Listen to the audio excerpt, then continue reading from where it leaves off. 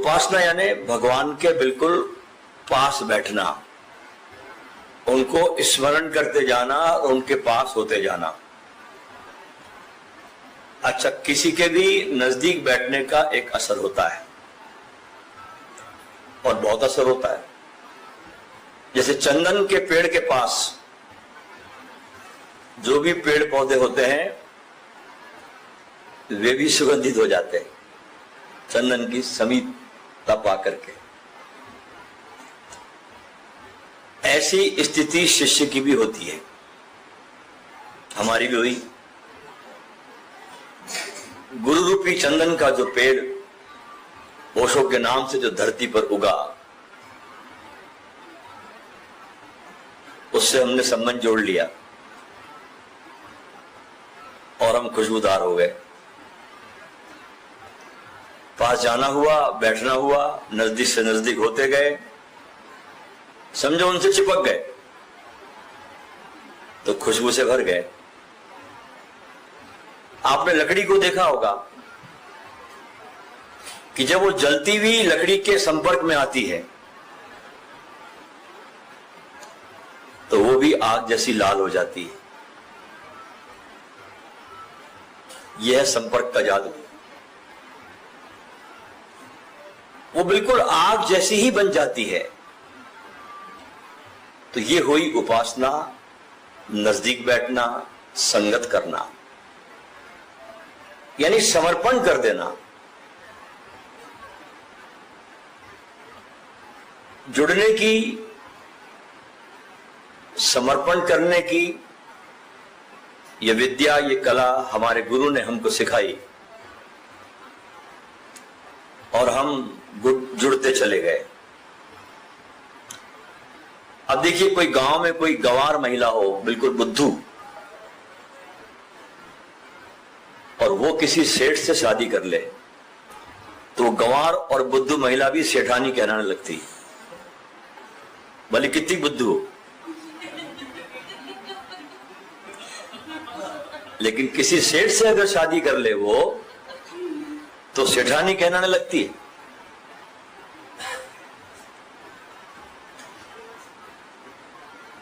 ऐसे ही जब हम अपने गुरु रूपी चंदन के पेड़ से संबंध जोड़ लेते हैं तो हम भी बहुत खुशबूदार हो जाते हैं।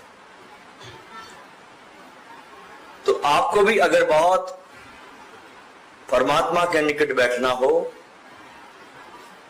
तो सबसे बड़ा काम है समर्पण।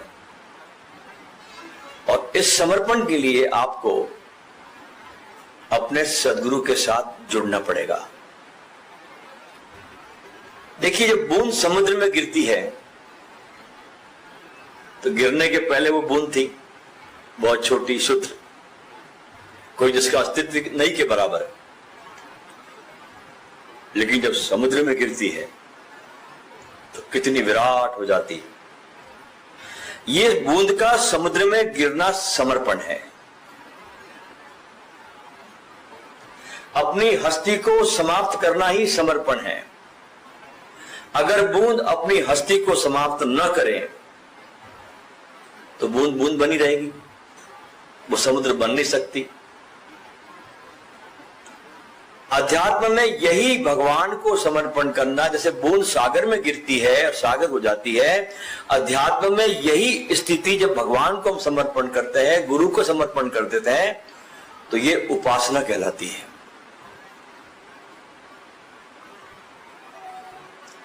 और भगवान के साथ अपने को मिला लेना या उनमें मिल जाना उपासना कहलाती है।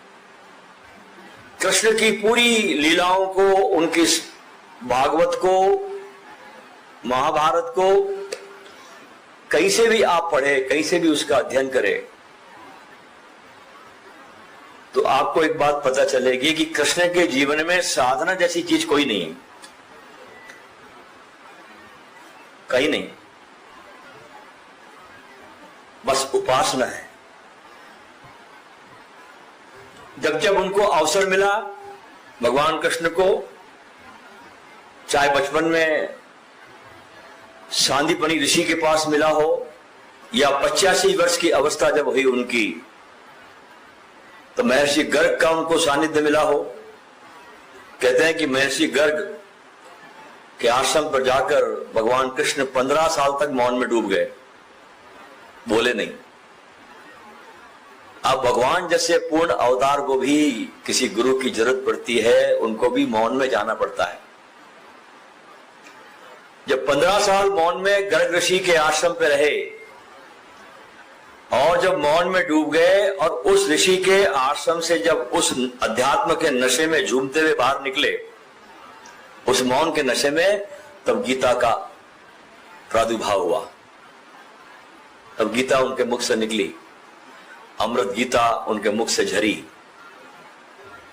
ये गीता ऐसे नहीं झरती, इसके पीछे पूरे प्राण लगते हैं, पूरी उपासना लगती है। तो कृष्ण के जीवन में साधना जैसी कोई चीज नहीं है, बस उपासना है। जब भी समय मिला गुरु के चरणों में जाके बैठ गए। अच्छा, साधना जो होती है ना, वो बिना प्रयास के होती नहीं। साधना में आपको कुछ करना पड़ता है। कोई विधि दी जाती है, आपको कुछ करना पड़ता है आपको। और देखा जाए तो साधना करने वाला आदमी आत्मा को तो पा लेता है, परमात्मा को नहीं पाता। क्यों नहीं पाता? क्योंकि आत्मा को पाने के बाद उसका सूक्ष्म अहंकार बचा ही रहता है कि मैंने पाया। इसलिए साधक के जीवन से अकड़ कभी जाती नहीं। मैंने पाया, मैंने किया, ये ध्यान मैंने किया, इतना श्रम मैंने किया, इतने उपवास मैंने किए, इतनी यात्राएं मैंने की, इतनी चारों धाम की यात्रा मैंने की। ये मैं इतना मजबूत हो जाता है साधना के पथ पर कि आत्मा को पाने के बाद भी परमात्मा को पाना बहुत कठिन लगता है, क्योंकि अब कर्ता का भाव बना रहता है। लेकिन उपासना का मतलब है कि मैं नहीं, बस तू है। पास जाना, पास बैठना, उप आसन, पास बैठना, निकट होते जाना, निकट होते जाना, और निकट और निकट और निकट। और निकट होने का मतलब क्या है? अपने को मिटाते जाना, अपने को बिल्कुल पहुंचते जाना, अपने को नोबड़ी करते जाना, समबड़ी नहीं। हम किसी सदगुरु के पास जाते हैं, किस लिए जाते हैं? कि हम मिट जाएं, नोबड़ी हो जाए। लेकिन हम सारी कोशिश करते हैं कि हम तो समबड़ी बन जाए गुरु के पास। यात्रा बहुत उल्टी चलने लगती। हाँ, नोबड़ी बनने के बाद बहुत कुछ तुम बन जाते हो, जिसके सामने समबड़ी कुछ भी नहीं। बहुत ओछी है समबड़ी की स्थिति। नोबड़ी की स्थिति तुम्हारे अंदर आ जाए, ना कुछ होने की, तो तुम्हारे भीतर वो चीज पैदा होती है जिसकी तुमको कल्पना भी नहीं है। तुम विराट के साथ एक हो जाते ही समस्त ब्रह्म तुम में चलता है, उठता है, बोलता है, बैठता है, स्वाद लेता है। तो जितना प्रभु से हम दूर होते जाते हैं, उतना हमारा ईगो बढ़ता जाता है। और जितना हम खोते हैं, पिघलते हैं, उपासना में बहते हैं, उतने उसके हम पास होने लगते हैं। और जिस दिन हम बिल्कुल नहीं बचते, उस दिन उपासना पूरी हो जाती है और हम परमात्मा हो जाते हैं। जैसे बर्फ पिघलकर पानी बह रहा है, बन रहा है। बर्फ पिघलता तो पानी बनता है। बस उपासना ऐसी है कि आपके अहंकार का बर्फ पिघल रहा है। इसलिए कृष्ण के जीवन में साधना का कोई तत्व नहीं है, बस उपासना का है। और उपासना है अपने को खो देना, अपने को पहुंच देना, बस तू ही है। इस संदर्भ में मुझे रूमी का एक गीत याद आता है कि एक प्रेमी ने अपने प्रेसी के द्वार पर दस्तक दी। द्वार खटखटाया, आधी रात थी। सूफियों का गीत है ये, जो कि उपासना को जानते हैं। सूफी साधना पूरी उपासना की साधना है, ध्यान रखना। सूफियों का पूरा मार्ग उपासना का है। गुरु के पास सिर्फ बैठते हैं वो लोग, कुछ नहीं करते ज्यादा। गुरु का सानिध्य हासिल करते, गुरु के साथ बैठते, उठते बैठते, उनको देखते, दर्शन करते, उनके साथ चलते, उनके साथ जीते, उनके इशारों को पकड़ते। पूरा मार्ग सूफियों का उपासना का, नजदीक जाने का है। शायद उपासना को जानने वाले धरती पर बहुत थोड़े से लोग हैं जिसमें सूफी है। अगर कृष्ण को कोई ठीक से समझ सकता है तो सूफी समझ सकता है, और कोई नहीं। ऐसे मुसलमान फकीर है, तो इससे क्या बिगड़ता है? सूफी गीत है कि रूमी ने लिखा है कि प्रेमी ने एक प्रेसी का आधी रात को द्वार खटखटाया। भीतर से प्रेसी पूछती है कौन है? प्रेमी कहता है मैं हूं। पहचाना नहीं मेरे को? फिर भीतर से कोई आवाज नहीं आती, सन्नाटा छा जाता है। फिर प्रेमी द्वार खटखटाता है और कहता है मेरी आवाज नहीं पहचानती, मैं हूं। तब भीतर से बड़ी मुश्किल से इतनी भर आवाज आती है धीरे से कि जब तक तुम हो तब तक प्रेम के द्वार खुल नहीं सकते। जब तक तुम हो तब तक प्रेम के द्वार खुल नहीं सकते। जब तक मैं है तब तक प्रेम के द्वार खुल कैसे सकते हैं?